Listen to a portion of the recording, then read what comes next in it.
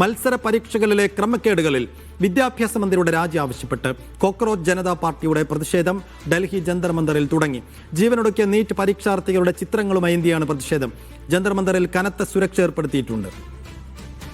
ധനസുമോദ് വിശദാംശങ്ങളുമായി. സുമോദ്, ജന്തർ മന്ദറിൽ CJPയുടെ രണ്ടാം ഘട്ട ഗ്യാതറിംഗ് ആണ്. എത്ര കണ്ട് പ്രവർത്തകരുടെ പങ്കാളിത്തം അവിടെയുണ്ട്? എത്ര വലിയ സുരക്ഷയുണ്ട്? വിശദാംശങ്ങളെന്ന്.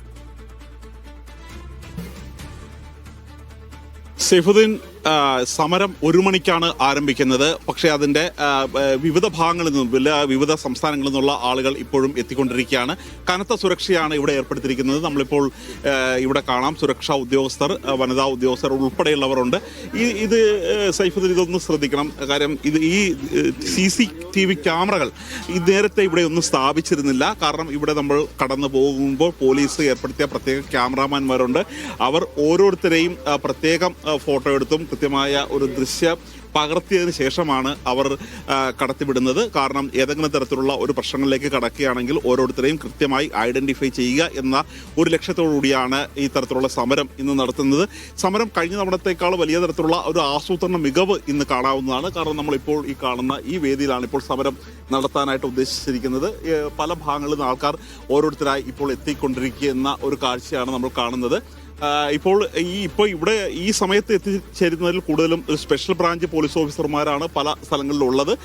1 മണിക്ക് സമരം ആരംഭിക്കുന്നതുകൊണ്ടാകാം അത് ബാക്കിയുള്ളവർ എത്തുന്നതേ ഉള്ളൂ. കഴിഞ്ഞ തവണയാണെങ്കിൽ കൃത്യമായ വേദിയൊന്നും ഉണ്ടായിരുന്നില്ല. ഇത്തവണ നമ്മൾ നോക്കൂ, വലിയ വേദിയാണ് ഇത്തവണ ചെയ്തിരിക്കുന്നത്. കഴിഞ്ഞ പ്രാവശ്യം അഭിജിത്ത് ദീപ്ക വന്നതിന് ശേഷം ഈ വെയിലത്തായിരുന്നു ഇവിടെ ഇരുന്നിരുന്നത്. അതിനുശേഷം ഒരു 2 മണിക്കൂറിന് ശേഷമാണ് വേദി നിർമ്മിച്ചത്. ഇപ്പോൾ ഇവർ വേദിയിൽ peaceful protest Dharmendra Pradhan must resign എന്നുള്ളതാണ് പ്രധാനമായും അവർ ആവശ്യപ്പെട്ടിരിക്കുന്നത്.